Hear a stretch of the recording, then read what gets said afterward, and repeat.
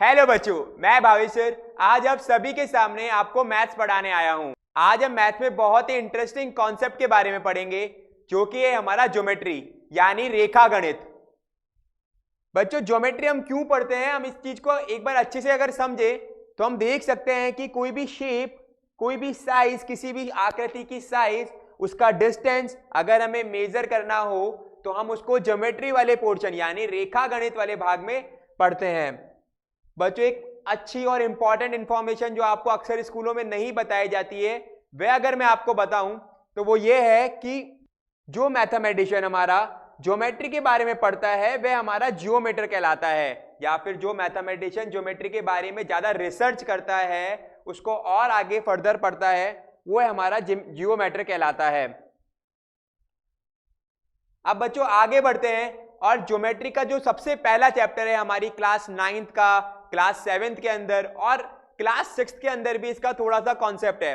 तो आज हम इसको जीरो से स्टार्ट करने वाले हैं और हम देखने वाले हैं हर एक बेसिक टर्म, हर एक बेसिक पॉइंट जो हमारे इस चैप्टर के लिए बहुत जरूरी है। तो बच्चों, आज जो हम ज्योमेट्री का सबसे पहला चैप्टर पढ़ने वाले हैं वो है हमारा लाइंस एंड एंगल्स यानी रेखाएं और कोण। बच्चों, अगर हम लाइंस एंड एंगल्स यानी रेखाएं और कोण की बात करें तो इस चैप्टर में आगे बढ़ने से पहले इस चैप्टर के कुछ बेसिक टर्म्स यानी कुछ इतनी सामान्य बातों के बारे में अगर जान लें जो कि हमारे चैप्टर के लिए बिल्कुल कंसेप्चुअल बातें हैं जो हमारे इस चैप्टर को और मजबूत करने में हमारी मदद करेंगी, तो पहले हम उन बातों को देख लेते हैं। तो बच्चों, हम लाइंस एंड एंगल्स में आगे बढ़ने से पहले उसके कुछ बेसिक टर्म्स यानी कुछ सामान्य भाग के बारे में बात कर लें तो हम इस चैप्टर को बहुत ही अच्छे से समझ पाएंगे। तो अब आप सबको मैं इन कुछ बेसिक टर्म से मिलवाता हूं, आइए चलते हैं। बच्चों, अगर हम लाइन की बात करें यानी हम सिर्फ लाइंस के बारे में बात करें तो उसको समझने से पहले सबसे पहला बेसिक टर्म जो हमें जानना होगा वो है हमारा पॉइंट, जिसे हम कुछ इस प्रकार डिनोट करते हैं, जिसे हम हिंदी में बिंदु के नाम से भी जानते हैं। अगला है हमारा लाइन यानी रेखा, जिसे हम कुछ इस प्रकार से डिनोट करते हैं, जिसके बारे में हम आगे और विस्तार से पढ़ेंगे। अगला है हमारा उसके बाद बच्चों लाइन सेगमेंट यानी रेखाखंड, जो कुछ इस प्रकार दिखती है। और फिर आखिरी है हमारी किरण यानी रे, जो हमारी कुछ इस प्रकार दिखती है। अब बच्चों आगे बढ़ते हैं और सबसे पहले हम पॉइंट की बात कर लेते हैं। अब इस वीडियो में बच्चों आप हर एक बेसिक टर्म के बारे में बहुत ही अच्छे से जानने वाले हैं जो कि डीपली और आपको उनके एप्लीकेशंस के साथ पढ़ाया जाएगा। बच्चों, जो हमारा पॉइंट है अगर हम उसकी बात करें तो आप सब देख पा रहे होंगे कि एक छोटी सी बिंदु दिख रही है। अब आप सबको लगेगा कि एक बेसिक टर्म ही है, छोटी सी बिंदु है, क्या ही महत्व होगा इसका। बच्चों, पूरी ज्योमेट्री जो है हमारी इस बिंदु के आधार पर चलती है।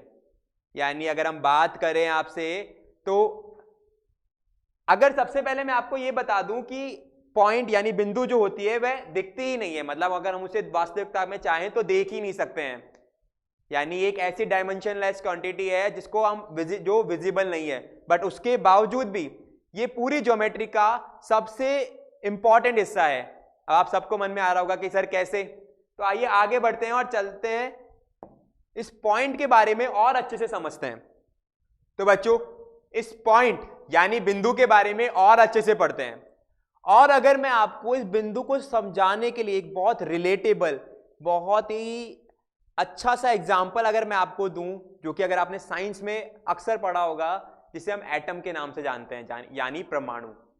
बच्चों, जो एटम साइंस के अंदर काम करता है वही हमारा बिंदु यानी पॉइंट ज्योमेट्री के अंदर काम करता है। जैसे हम कहते हैं कि हर एक एलिमेंट जो होता है हमारा वो एटम से मिलकर बनता है, इसी प्रकार हमारी ज्योमेट्री की हर एक आकृतियां, हर एक शेप, वो सब हमारी बिंदुओं के समूह से मिलकर बनाई जाती है, यानी कलेक्शन ऑफ पॉइंट से मिलकर बनती है। अब इस पॉइंट को और अच्छे से समझते हैं और देखते हैं कि इस पॉइंट के कितने प्रकार होते हैं। अब आप सबको लगा होगा कि इस पॉइंट के भी प्रकार होते हैं। हाँ बच्चों, इस पॉइंट के भी काफी प्रकार होते हैं। तो अब अगर हम पॉइंट की बात करें तो इस पॉइंट के दो प्रकार होते हैं। सबसे पहला प्रकार है कोलिनियर पॉइंट और दूसरा नॉन कोलिनियर पॉइंट्स। जैसे कोलिनियर पॉइंट्स को हम हिंदी में संरेख बिंदु के नाम से जानते हैं और नॉन कोलिनियर पॉइंट्स को हम असंरेख बिंदु के नाम से जानते हैं। अब मन में सवाल आया होगा कि कोलिनियर मतलब क्या हो गया, यानी संरेख मतलब क्या हो गया। ठीक है, तो बच्चों कोलिनियर मतलब अगर इसको शब्द को ही हम तोड़ दें तो कोलिनियर मतलब हो गया, को मतलब तो सेम और लीनियर मतलब लाइन, यानी एक सीधी एक समान रेखा में आने वाली 3 या 3 से अधिक बिंदुएं हमारी कोलिनियर पॉइंट्स कहलाती हैं।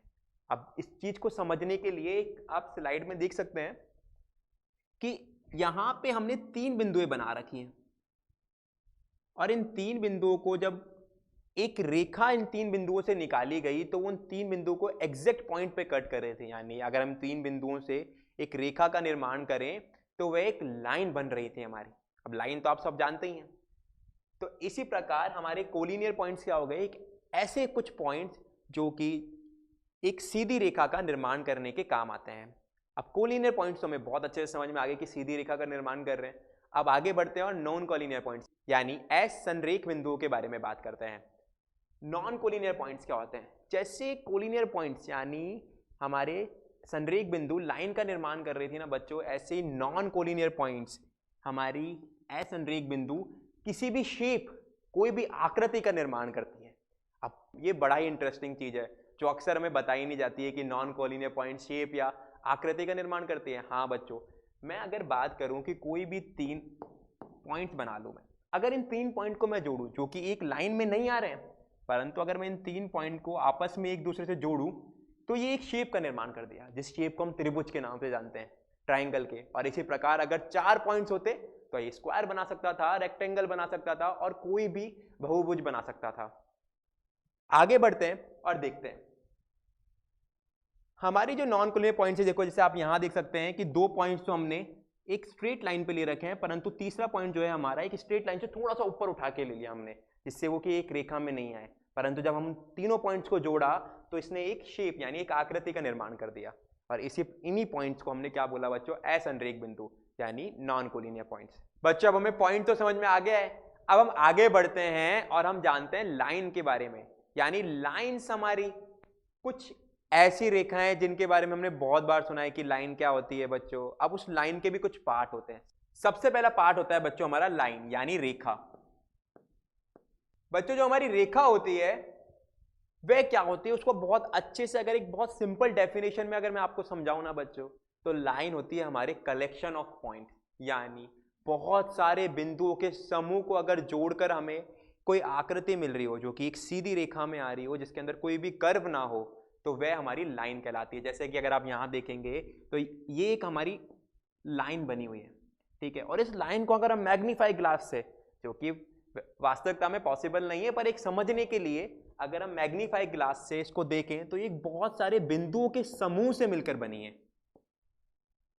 इस लाइन को हम क्या कह सकते हैं कि it is a collection of points which does not have any and point. अब नई बात यहां पे सामने आई कि एक एंड पॉइंट नहीं होता, यानी बिंदुओं का ऐसा समूह जिसका ना तो कोई ओर है और ना ही कोई छोर है। और ये जो साइन आप देख रहे हो ना बच्चों, ये एंड पॉइंट नहीं है, मतलब इसका मतलब ये है कि इस रेखा को हम चाहें तो और आगे तक बढ़ा सकते हैं। ये बिंदुओं का ऐसा समूह है बच्चों। एक रेखा जो होती है वह बिंदु का ऐसा समूह होती है जिसका ना तो कोई ओर होता है और ना ही कोई छोर होता है। यानी line is collection of point which does not have any end point। तो समझ में आया बच्चों, लाइन यानी रेखा क्या होती है? काफी सारे बिंदुओं को जोड़ के जब एक रेखा बनती है जिसको और जितना मर्जी चाहे हम उतना बढ़ा सकते हैं, वह हमारी। जैसे कि हम रोड की बात कर ले, आप सड़कों पे चलते हैं तो उस सड़क का जब एक चौराया आता है तो उससे 3 और छोर निकलते हैं, एक सामने जाता है, 2 इधर जाते हैं, ठीक है। तो ये जो चौराया है उसे हम अगर एक बिंदु मान ले, एक लाइन का ऐसा अंतिम बिंदु जिसको हमने और खींचकर लंबा कराओ, जिसे हम किसी भी डायरेक्शन में और लंबा कर सकते हैं। इसी प्रकार हमारा जो लाइन है उसका कोई भी एंड पॉइंट नहीं होता है। अब मैं समझ सकता हूं कि आप सबको अच्छे से समझ में आ गया होगा कि लाइन क्या होती है। तो बच्चों लाइन के बारे में हमने अच्छे से जान लिया। अब इस लाइन के बारे में कुछ और इंपॉर्टेंट बातें जो कि आप सबको पता होनी चाहिए। हमें जब भी गणित पढ़ते हैं, गणित यानी मैथ जब भी हम पढ़ते हैं, तो उस मैथ्स के बेसिक कंसेप्ट हमारे हमेशा क्लियर होने चाहिए। उसी प्रकार अगर लाइन के कुछ कंसेप्ट्स की बात कर लूं तो 2 बातें तो मैंने आप सबसे कर ही ली। क्या? तो हमारी सबसे पहली बात क्या थी?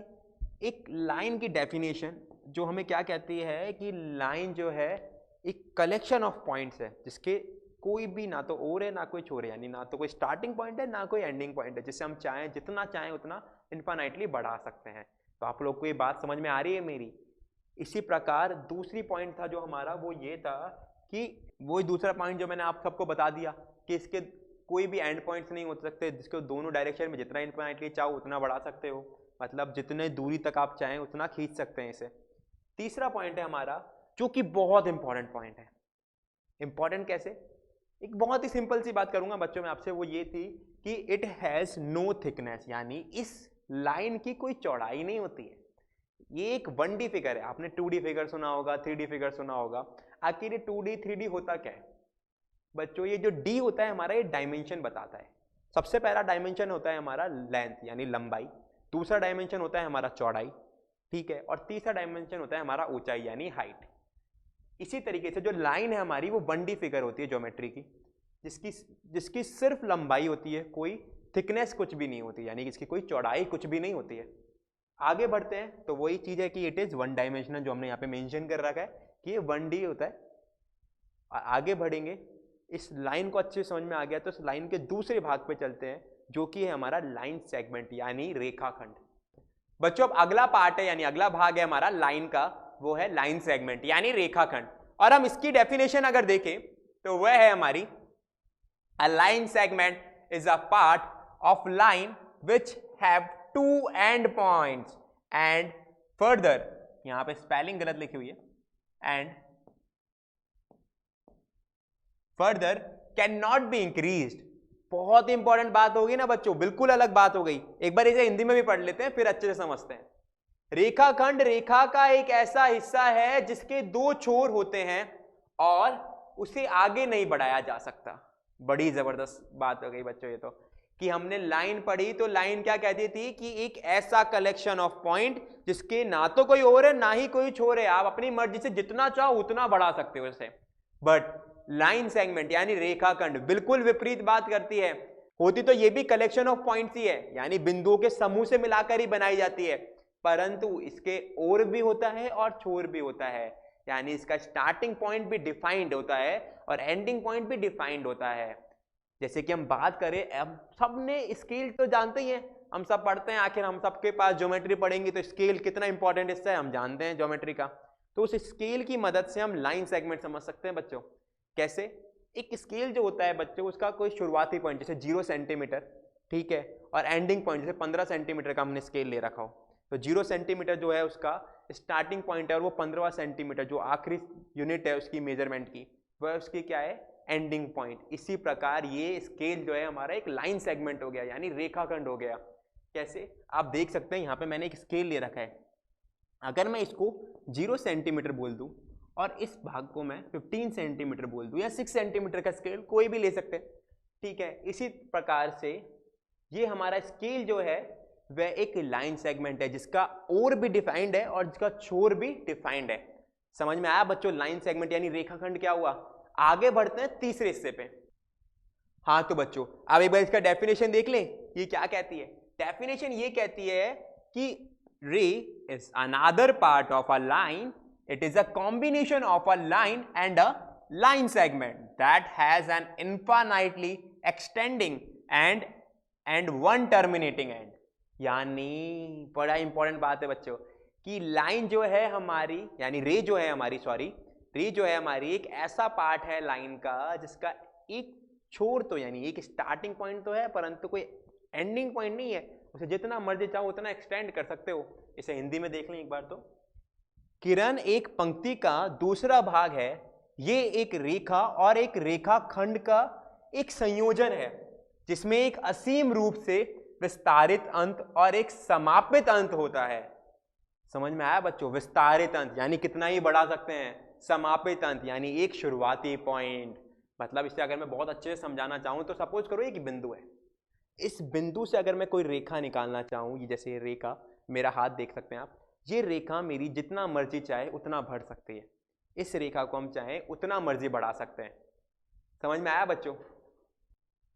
तो बच्चों एक अच्छा सा एग्जांपल दूं तो देखो, ये जो मेरा हाथ है इसे हम एक बिंदु मान लेते हैं। इस बिंदु से अगर मैं कोई रेखा निकालूं जिसका शुरुआती पॉइंट तो हमें ये पता है कि ये हाथ यहाँ पे रुका हुआ है, इसके स्टार्टिंग पॉइंट है, परंतु इस पेन को मैं जितना चाहूँ उतना दूर तक ले जा सकता हूँ, यानी इसका कोई एक्सटेंडिंग पॉइंट नहीं है। ये शुरुआती पॉइंट तो है हमारा, परंतु कोई एक्सटेंडिंग पॉइंट नहीं है हमारे पास। इसी तरीके से हम क्या कह सकते हैं कि जो रे थी हमारा, एक स्टार्टिंग पॉइंट हमेशा पता होगा। जैसे सूरज, हम बात करते हैं ना सूरज की किरणों की, यहाँ पे भी आप लोग को दिख रहा होगा कि ये कौन ऐसे घुंघरालू बाल वाला लड़का खड़ा हुआ है यहाँ पे। बच्चों हमारा एक अगला वीडियो आएगा जहाँ पे आपको बहुत ही नए और बहुत ही यूनिक तरीके से हमने इस चैप्टर को पढ़ाया हुआ है। तो वहां पे ये लड़का जो आपको दिख रहा है, इसका नाम है क्यूरियस चिंटू। नाम सुन के बड़ा मजा आया होगा ना बच्चों, क्यूरियस चिंटू। इसका बहुत ही इंपॉर्टेंट रोल है उस वीडियो में। ये आपको अकेले खुद की इच्छा से खुद के अच्छे एग्जाम्पल दे के ये पूरा चैप्टर आपको बहुत ही विस्तारित तरीके में और बहुत ही अच्छे अंदाज में समझाएगा। अभी इसका छोटा सा रोल है, एक बार समझ लेते हैं। एक दिन क्या होता है बच्चों कि ये सूरज से निकलती हुई किरणें, समझ में आ रहा होगा कि सूरज से निकलती हुई किरणें इस तक आ रही थी, हमारे चिंटू तक आ रही थी। यानी इस चिंटू को ये समझ में आ रहा था कि सूरज से जो किरणें निकलती है, वो हमें सबको पता है कि किरणें कहाँ से निकलती है, सूरज से निकलती है। तो मतलब सूरज क्या हो गया, किरणों के लिए एक स्टार्टिंग पॉइंट हो गया। परंतु ये किरणें जो थी वो उस तक भी पहुंच रही थी और उससे दूर खड़े हुए उसके दोस्त तक भी जा रही थी।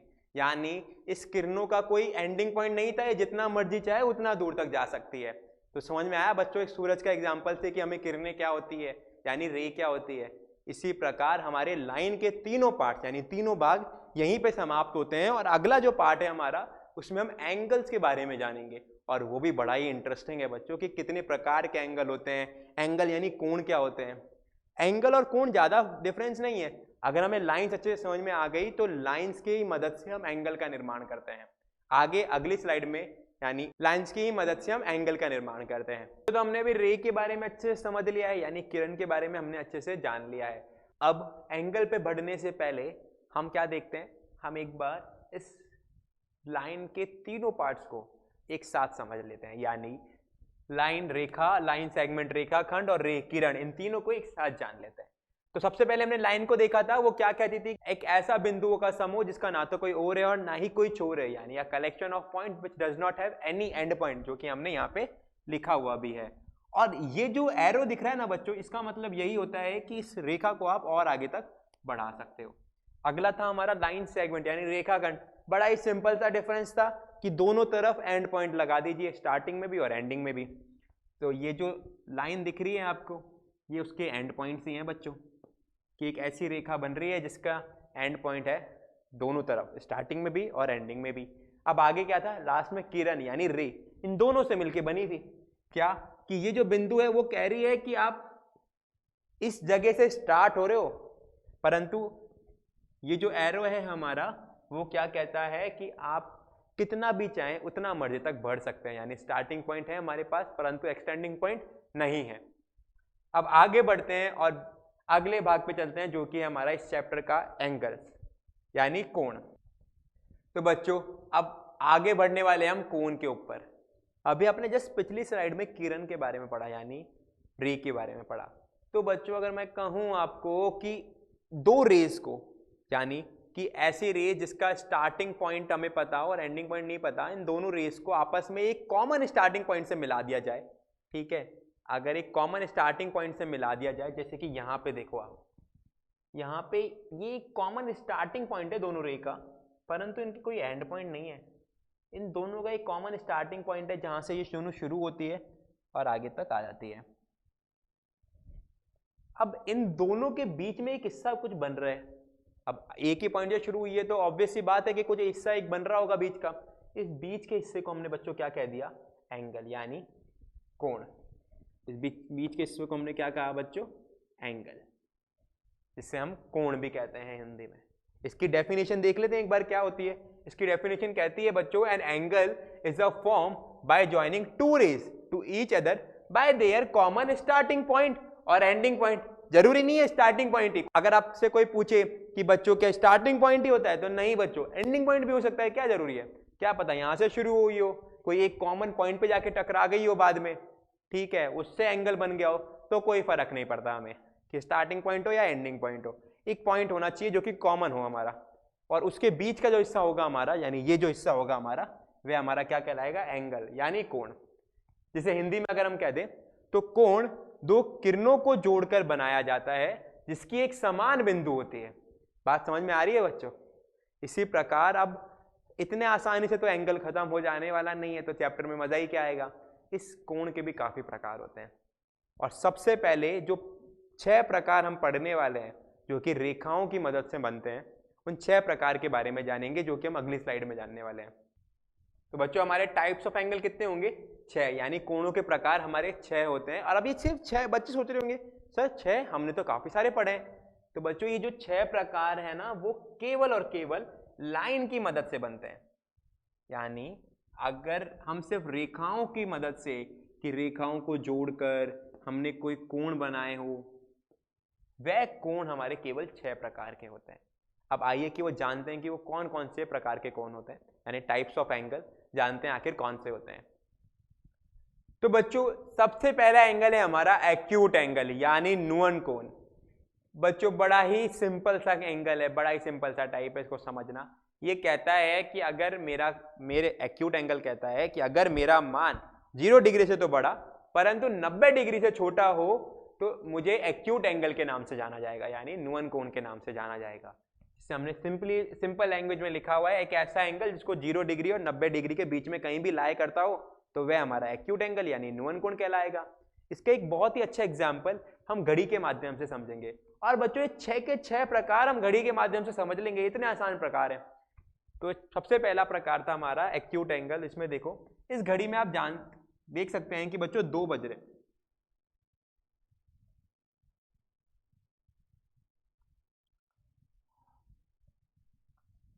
इस घड़ी में आप बच्चों देख सकते हो कि 2 बज रहे हैं। अब एएम ले लो या पीएम ले लो, एक ही बात है, ठीक है।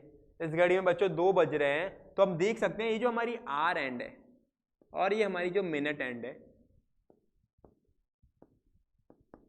इसके बीच में बनने वाला ये जो कोण है ना बच्चों, ये हमारा एक्यूट एंगल कहलाया, यानी नुअन कोण कहलाया।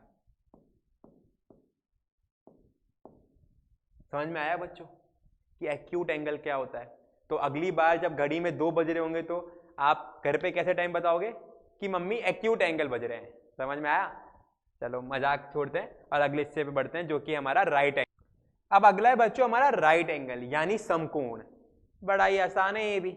जैसे उसमें हमने बात करी 0 डिग्री से बड़ा परंतु 90 डिग्री से छोटा, अगर उनमें से कोई सा भी एंगल होगा तो एक्यूट एंगल यानी नुअन कोण कहलाएगा। ये बड़ा ही आसान है। इसको सिर्फ एक चीज चाहिए, क्या कि अगर जब भी किसी भी कोण का मान हमारा 90 डिग्री होगा तो वह हमारा राइट एंगल कहलाएगा यानी समकोण कहलाएगा। इसमें हमने आसानी से लिख रखा है the angle which is exactly equal to 90 degree, यानी ऐसा कोण जिसका मान बिल्कुल हमारा 90 डिग्री आता हो। और इसको भी अगर घड़ी की मदद से देख लें तो इस घड़ी में बच्चों 3 बज रहे हैं। कितने बज रहे हैं? 3 बज रहे हैं।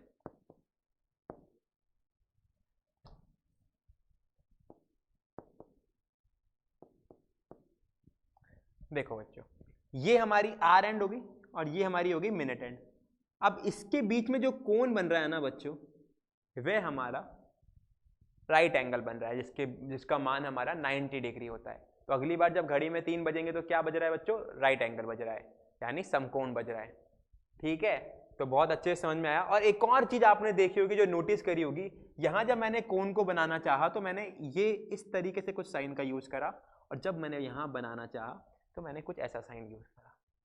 तो आखिर समझते हैं ये क्या है बच्चों? ये कोण तब बनता है जब दो किरणें आपस में उनके बीच का हिस्सा होता है तो ये जो शेप कुछ मिलती है वो कुछ इस कर्व के तरीके से मिलती है।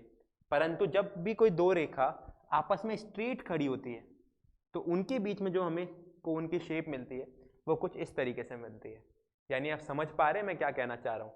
एक बार बहुत अच्छे से आसानी से समझे तो यहाँ पे जब 2 किरणों को हमने मिलाया तो इसके बीच में जो शेप हमें मिल रही थी वह कुछ कर्व के शेप में थी जिसे हम एंगल बोल रहे थे। ठीक है, वह कुछ ये शेप थी। परंतु जब हमने राइट एंगल की बात करी तो यहाँ जो 2 स्ट्रेट लाइन से, एक बड़ा ही इजी कॉन्सेप्ट है या फिर एक बड़ा ही अच्छी बात है जो राइट एंगल की है, वो ये है कि 2 स्ट्रेट लाइन जब भी आपस में टकराती है और उनके बीच में जब 90 डिग्री बनता है तो उसकी कुछ शेप इस तरीके से होती है कि एक परपेंडिकुलर लाइन होती है और एक हॉरिजॉन्टल लाइन होती है। परपेंडिकुलर लाइन और हॉरिजॉन्टल लाइन जब आपस में मिलती है तो उनके बीच में जो शेप बनती है वह कुछ इस तरीके से बनती है बच्चों। समझ में आया कि हम राइट एंगल को ऐसे क्यों दिखाते हैं और कोण को ऐसे क्यों दिखाते हैं। तो ये था हमारा राइट एंगल और एक्यूट एंगल के अंदर डिफरेंस। अब अगले पे बढ़ते हैं, अगली स्लाइड में हम ऑब्ट्यूस एंगल की बात करते हैं। अब अगला है बच्चों हमारा ऑब्ट्यूस एंगल, यानी एक ऐसा कोण जिसे हम, ऑब्ट्यूस एंगल को हम हिंदी में क्या जानते हैं पहले ही देख लेते हैं। ऑब्ट्यूस एंगल को हिंदी में बोलते हैं अधिक कोण, यानी एक ऐसा एंगल, ऐसा कोण जिसका मान 90 डिग्री से तो बड़ा परंतु 180 डिग्री से छोटा होता है। यानी एक ऐसा कोण जिसको परपेंडिकुलर एंगल यानी समकोण जो भी हमने देखा, राइट एंगल हमने देखा, उससे अगर थोड़ा और इस तरफ रोटेट कराएं तो अब जो एंगल हमारा बनेगा वो 90 डिग्री से तो 100% बड़ा होगा परंतु 180 डिग्री से छोटा होगा। और ऐसा कोण जो है हमारा वो क्या कहलाएगा, अधिक कोण यानी ऑब्ट्यूस एंगल। अब इस घड़ी को वापस देख लेते हैं। अब सर बोलोगे सर आज तो आप घड़ी घड़ी दिखाए जा रहे हो। हाँ बच्चों, तो अगली बार जब घड़ी में कोई भी टाइम बजे तो आप एंगल का नाम ले देना। जैसे अगर अभी आपने देखा 2 बज रहे थे, ठीक है, जब भी 2 बजे तो मम्मी को बोलना एक्यूट एंगल बज गया मम्मी, जब भी 3 बजे तो बोलना कि मम्मी राइट एंगल बज गया। इसी तरीके से अब जब 4 बजेंगे तो हम बोलेंगे कि ऑब्ट्यूस एंगल बज रहा है। कैसे, ये जो एंगल है ना बच्चों हमारा, ये मिनट एंड और आर एंड के बीच में जो एंगल है, इसका मान हमेशा मेरा 90 डिग्री से बड़ा आएगा परंतु 180 डिग्री से छोटा आएगा, और ऐसे कोण को हम ऑब्ट्यूस एंगल बोलते हैं। और इसी प्रकार अगर मैं घड़ी में 6 बजा दूं ना बच्चों, तो ये हमारा क्या हो जाएगा, स्ट्रेट एंगल यानी सीधा कोण। समझ रहे हैं आप, स्ट्रेट एंगल, इसका मान एग्जैक्टली जैसे 90 डिग्री था, इसका अगर सीधी रेखा, एक सीधी रेखा के बीच में बनने वाला कोण जो होता है बच्चों हमारा, वह क्या कहलाता है, हमारा स्ट्रेट एंगल, जिसका मान एग्जैक्टली 180 डिग्री होता है। जैसे यहाँ इस घड़ी में 6 बज रहे हैं, इस घड़ी में जो मिनट एंड है और आर एंड है वो एक स्ट्रेट लाइन का निर्माण कर रही है।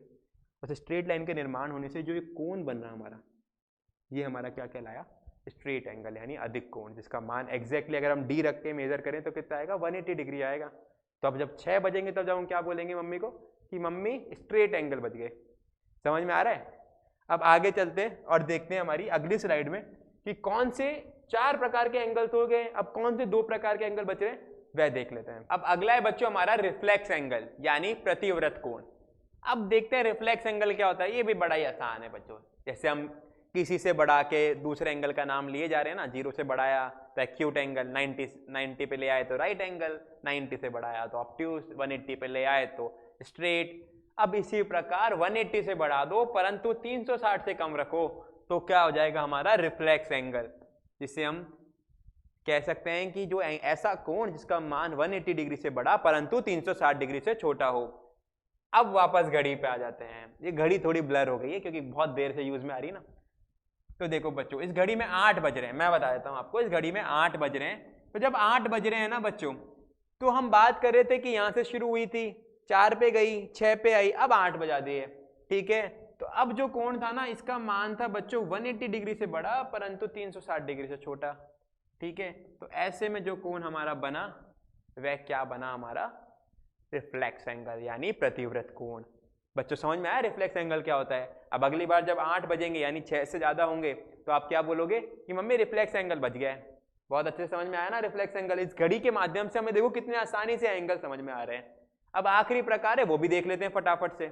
वो क्या है हमारा स्ट्रेट एंगल, जिसे हम फुल रोटेशन बोलते हैं। फुल रोटेशन क्यों, क्योंकि जब ये घड़ी का आर एंड यहाँ से शुरू हुआ चलना और वापस यहीं पे आके अगर खत्म हो जाए, इसे हम एक फुल रोटेशन यानी एक कंप्लीट साइकिल बोलते हैं, ठीक है। तो ऐसे में इस एंगल को हम कंप्लीट एंगल यानी संपूर्ण कोण का नाम देते हैं, जिसका मान 180 डिग्री से बड़ा या फिर किसी से बड़ा कुछ नहीं होता है, जिसका मान एग्जैक्ट हमारा 360 डिग्री आता है। और ऐसे में जैसे आप वापस इस घड़ी पे देखेंगे तो 12 बज रहे हैं बच्चों इस घड़ी में, रात के 12, सुबह के 12, जो मर्जी आए वो बजा लो, ठीक है। तो इसमें यहाँ से कोण चालू हुआ था और वापस घूम के यहीं पे आ गया, तो एक फुल रोटेशन हो गया और जिसका मान कितना है बच्चों हमारा 360 डिग्री। इस एंगल को हमने फुल रोटेशन यहाँ पे लिखा हुआ है मैंने, जिससे कंप्लीट एंगल आपके बुक्स में लिखा हुआ है और संपूर्ण कोण हिंदी की बुक्स में लिखा हुआ है। ऐसे कोण जिसका मान एग्जैक्ट हमारा 360 डिग्री होता है, इस कोण को हम क्या बोलते हैं, कंप्लीट एंगल यानी फुल रोटेशन। तो बच्चों ये 6 प्रकार के एंगल थे हमारे पास। इन 6 प्रकार के एंगल ये कौन से थे, जो कि रेखा की मदद से बन रहे थे, कि 2 रेखा आपस में आके मिल रही हैं, ठीक है। उन रेखाओं की मदद से हमारे क्या बन रहे थे, कोण बन रहे थे, ठीक है। ऐसे कोण हमारे क्या थे, 6 प्रकार के थे और उन 6 प्रकार के कोणों की हमने भी आपके सामने बात कर ली है। अब आगे बढ़ते हैं। तो बच्चों फटाफट देख लेते हैं कि एक बार हमने कौन कौन से 6 प्रकार के एंगल देख लिए। सबसे पहला प्रकार हमने कौन सा देखा था? एक्यूट एंगल का देखा था। इसका क्या कहना था कि मैं एक ऐसा कोण हूं जिसका मान 0 डिग्री से बड़ा परंतु 90 डिग्री से छोटा होता है। उसके बाद हमने देखा था राइट एंगल को। कौन से एंगल को? समकोण को, जो कहता था कि मेरा मान 90 डिग्री होता है एग्जैक्टली। मतलब जब भी दो लाइन मिलती है और उनके बीच में जो कोण बनता है उसकी वैल्यू जो आती है अगर वो हमारी 90 डिग्री होती है तो वह हमारी राइट एंगल के नाम से जाना जाता है, यानी समकोण के नाम से जाना जाता है।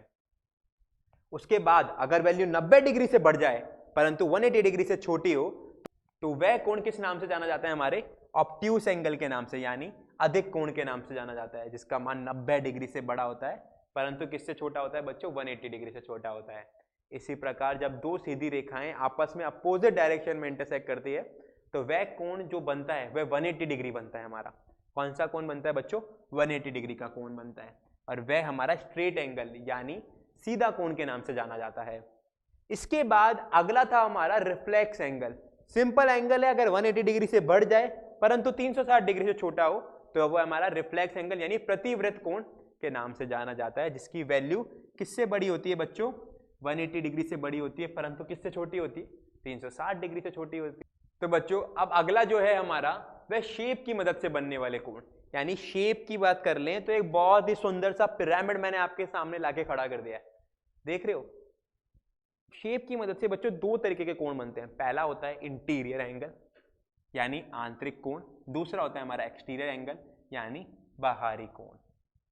अब बड़े ही आसान तरीके से मैं अगर आपको ये समझाऊं ना तो आप सब अपने घर में या अपने आसपास कोई ना कोई आकृति या कोई ना कोई शेप जरूर देखते हो।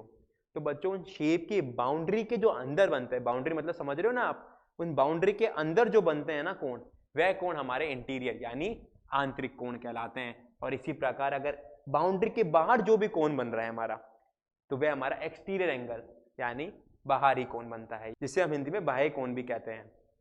अब देख लें अगर हम तो इस फिगर के अंदर, इस पिरामिड के अंदर ही, तो ये जो एंगल अंदर की तरफ बन रहे हैं ना बच्चों, ये तीनों एंगल हमारे इंटीरियर एंगल कहलाए।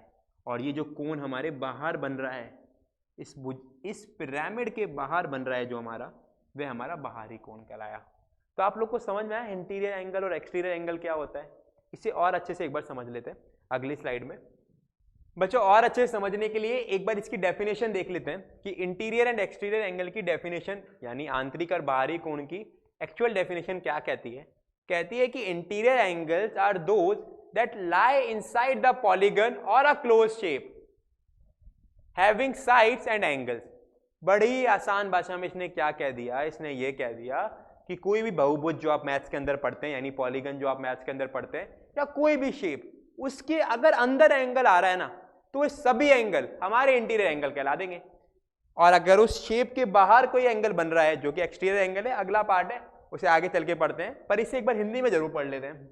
वो ये आंतरिक कोण वह कोण होते हैं जो किसी बहुभुज के अंदर बनते हैं, यानी बहुभुज के अंदर बनने वाले सभी कोण हमारे आंतरिक कोण कहलाते हैं। अब बच्चों समझ में आया? बहुभुज मतलब पॉलीगन, कोई भी साइड हो, त्रिभुज हो, क्वाड्रिलेटरल हो और कोई भी साइड हो, पेंटागन हो, हेक्सागन हो, ऑक्टागन हो, फर्क नहीं पड़ता, उसके अंदर अगर कोई भी एंगल बनेंगे, जितने भी एंगल बनेंगे वे सभी हमारे इंटीरियर एंगल कहलाएंगे। और इसी प्रकार अगर एक्सटीरियर की बात कर ले तो डेफिनेशन कहती है कि exterior angles are formed outside the shape between any side and line extended from the adjacent side. मतलब क्या कह गया इस डेफिनेशन में? इस डेफिनेशन में बड़ी आसान सी बात इसने कही कि अगर किसी साइड या किसी शेप के अंदर, समझ रहे हो आप, किसी शेप के अंदर अगर उसकी किसी भी एक भुजाग को मैं बढ़ा दूं और उस भुजाग को बढ़ाने से जो कोण बाहर की तरफ बन रहा है वह कोण हमारा एक्सटीरियर एंगल यानी बाहरी कोण कहलाता है। बहुत अच्छे से समझ लेते हैं। बहिष्कोण वह कोण होते हैं जो किसी बहुभुज के बाहर बनते हैं, यानी बहुभुज के बाहर बनने वाले सभी कोण हमारे बहिष्कोण कहलाते हैं। यानी किसी भी पॉलीगन या फिर किसी भी क्वाड्रिलेटरल, रेक्टेंगल, स्क्वायर, कोई से भी फिगर या कोई से भी शेप की बात कर लो, उनके अगर बाहर कोई एंगल बन रहा है, किसी भी भुजा को बढ़ाने से उसकी मदद से कोई बाहर एंगल बन रहा है, तो वह कोण हमारे क्या कहलाते हैं बच्चों? बहिष्कोण कहलाते हैं। क्या कहलाते हैं? बहिष्कोण। तो आया बच्चों समझ में कि अब शेप की मदद से कौन कौन से एंगल बनते हैं। इसी प्रकार हमारा ये चैप्टर यानी लाइंस एंड एंगल्स का ये इंट्रोडक्शन वीडियो था, जिसमें हमने आपको उसके बेसिक कंसेप्ट, जो कि कोई भी मैथ्स का कोई भी चैप्टर पढ़ लो बच्चों, जब तक आपका बेसिक क्लियर नहीं होगा ना तो आपको आगे पढ़ने में मजा नहीं आएगा। इसी प्रकार आज इस वीडियो में हमने कुछ बेसिक कंसेप्ट क्लियर कराने के सोचे हैं। जैसे कि अगर मैं इसको आगे वाले इसमें दिखाऊं तो जैसे मैंने आपसे पहले ही बात कर ली थी कि आंतरिक कोण और बाहरी कोण क्या होते हैं। जैसे अंदर वाले सारे कोण, ये सभी कोण मेरे क्या थे, आंतरिक कोण थे, और जो बाहर बन गया इस साइड को बढ़ाने से वो क्या हो गया मेरे बाहरी कोण। इसी प्रकार आपको हर एक बात अच्छी तरीके से समझ में आना बहुत ज़रूरी है, क्योंकि जैसे जैसे हम आगे बढ़ते हैं तो हमारा लेवल बढ़ता चला जाता है क्वेश्चंस का, कॉन्सेप्ट का। तो उससे पहले अगर हमारे बेसिक कंसेप्ट बहुत अच्छे से स्ट्रांग हो तो हम कह सकते हैं कि हमें चैप्टर और ही अच्छे तरह से समझ में आएगा और हमें मैथ पढ़ने में बड़ा मजा आएगा बच्चों। तो इसी प्रकार अब अगले वीडियो में हम इसकी कुछ और कंसेप्ट के बारे में बात करेंगे, जो कि लाइंस एंड एंगल्स के चैप्टर से रिलेटेड है। क्लास 6, 7 और 9 का कोई भी बच्चा अगर समझना चाहे तो हर बच्चा आसानी से इस वीडियो के थ्रू उसे समझ सकता है। तब तक के लिए थैंक यू।